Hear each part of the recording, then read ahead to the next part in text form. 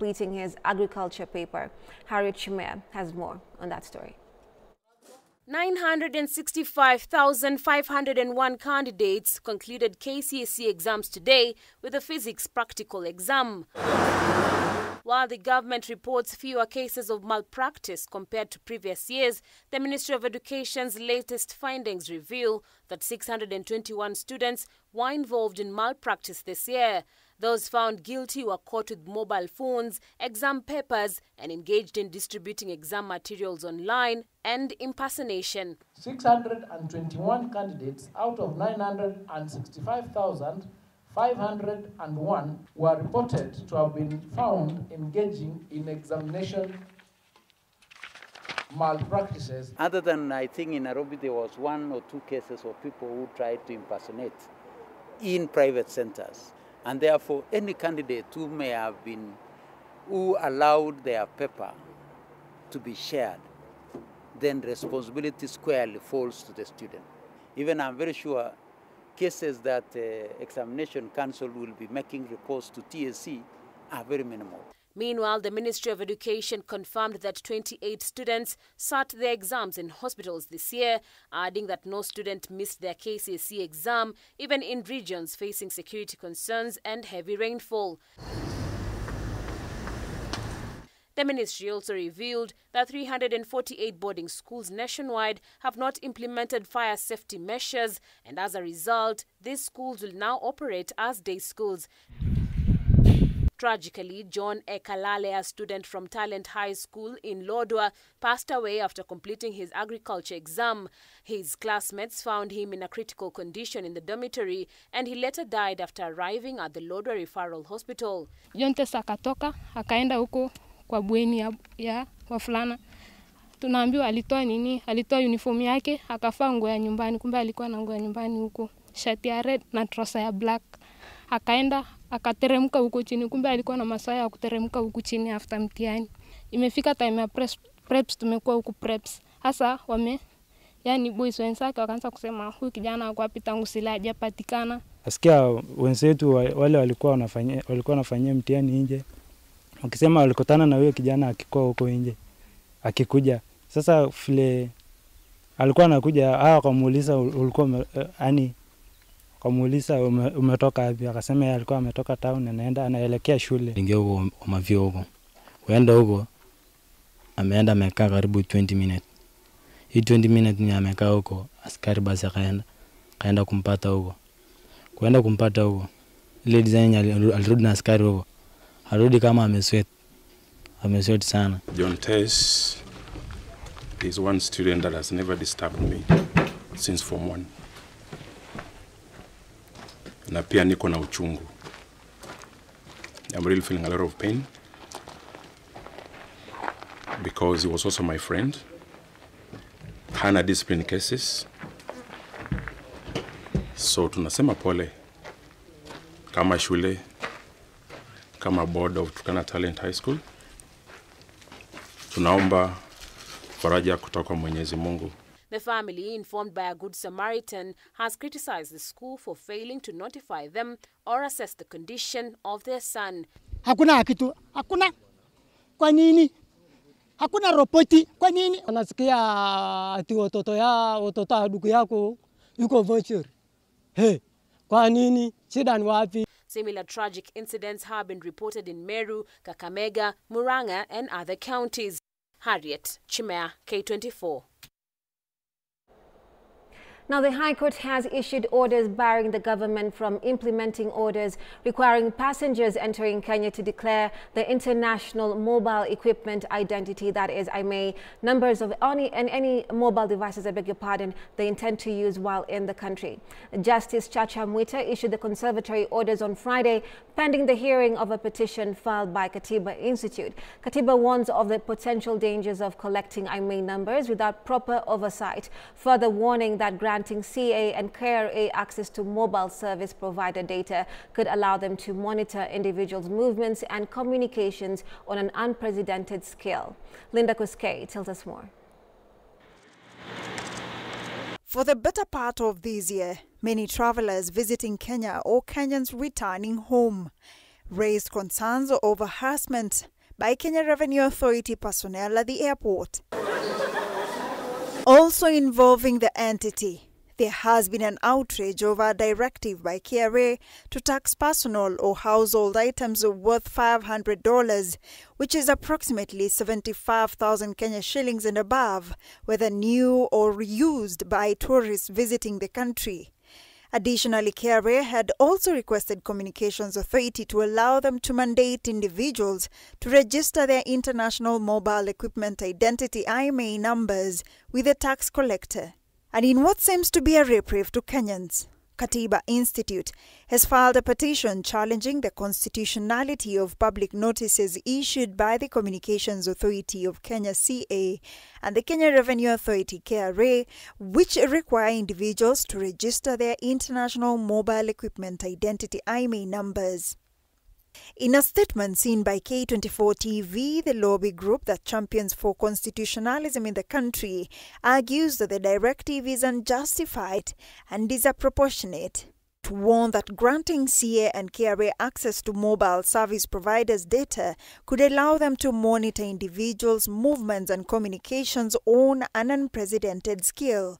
IMEI numbers uniquely tied to a device hardware enable mobile providers to pinpoint a phone's location within 100 meters radius and access insights into a person's communication history. The institute also claims that the respondents have failed to provide sufficient details regarding safeguards, such as who will control the IMEI database, who will have access, and what security measures are in place to protect the data. This matter will be heard on December 18th, 2024. Linda Koskei, K24 TV.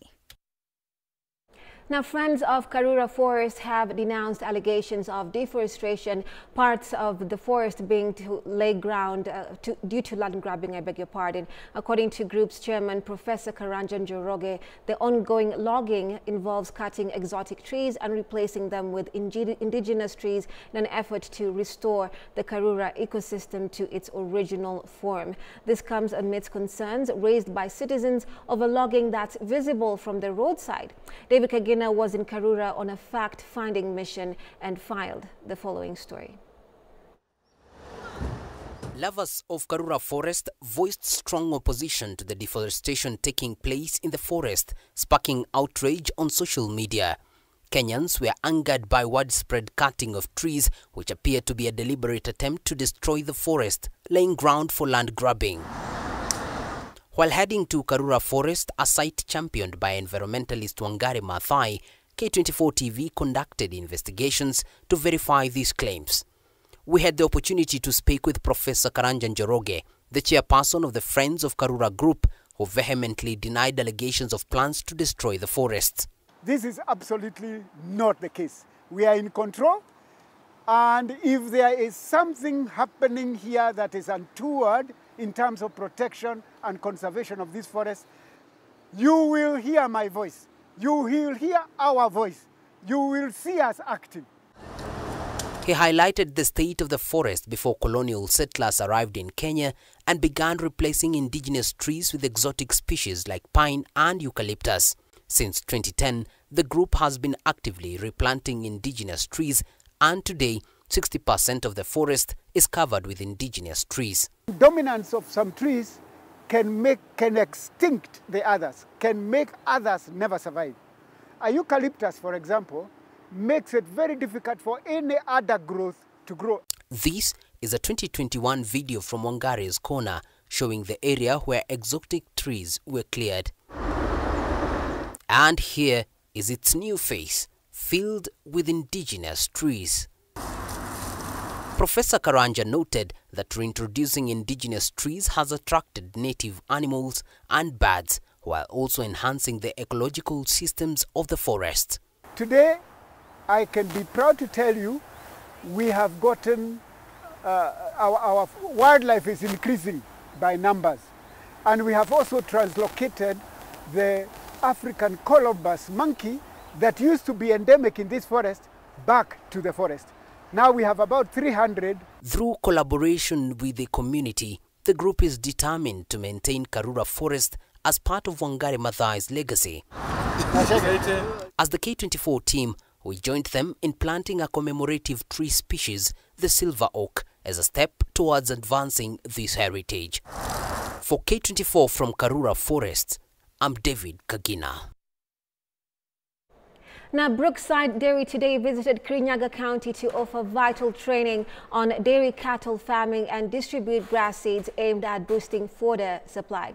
Emmanuel Kabaki, the head of Dairy Purchasement Department, highlighted that the newly introduced grass variety grows rapidly, providing essential nutrients that can significantly improve livestock milk production. Kabaki emphasized that the initiative includes ongoing farmer training on proper livestock care, as well as access to affordable breeding seeds. Local farmers expressed their gratitude, noting that the quick-growing grass will elevate worries about fodder shortages during dry seasons, leading to improved milk yields and increased income. Yale masomo ambayo tunawafunza na pia wamekubali kuhifadhi chakula, kwa sababu tunaona kwamba mara mingi wakati wa kiangazi wakulima wanakoza chakula cha kutosha kwa ng'ombe wao. Kwa hivyo tunafurahia sana kuona ya kwamba wakulima wamechukulia hii nafasi kwa ajili ya udani sana, na tunashukuru sana. Tunawahimiza waendelee kuhifadhi chakula. Sisi kama kampuni tunawahimiza ya kwamba tunanunua maziwa yao kila siku na tutakuwa tukiwalipa wakati tumekubaliana. Kama mkulima anataka kulipa kwa wiki moja, tuko tayari. Naweza mlipa kwa mwezi ama kwa wiki mbili. Ukulima wetu wa ng'ombe za maziwa utaweza kuinuka kwa kiwango cha juu, sababu tutapunguza yale matumizi ambayo tunatumia kwa kulisha ng'ombe, atapungua kufuatia masomo ambayo tumesoma ya ukulima mzuri wa chakula ambacho tunapewa ng'ombe, so pesa itaingia mingi kwa mkulima. Tunashukuru sababu ni kampuni nyingi za maziwa ambazo tunanunua maziwa na hazijaweza kupatia wakulima wao supanipia. So tunachukua nafasi hii kurudishia Brookside shukurani kwa kutupatia chakula cha ng'ombe. And with that story, we're taking a short break. We'll be back with a conversation on creative economy right here on Friday Live. Do stay with us. And of course, I'll be introducing to you our guests for tonight.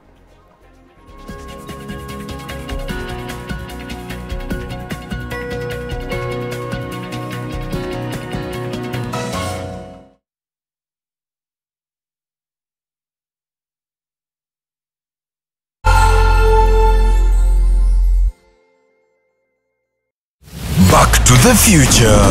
The future is simulate. Bet smarter. Win faster now. Be a winner. More at bet.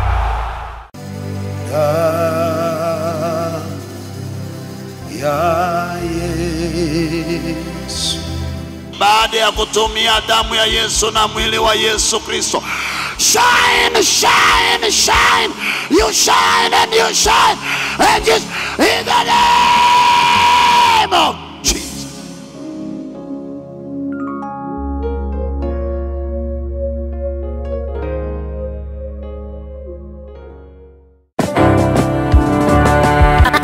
I will love you without condition. Oh yeah, Nairobi, Kenya comes alive on the 7th of December 2024. Malaika.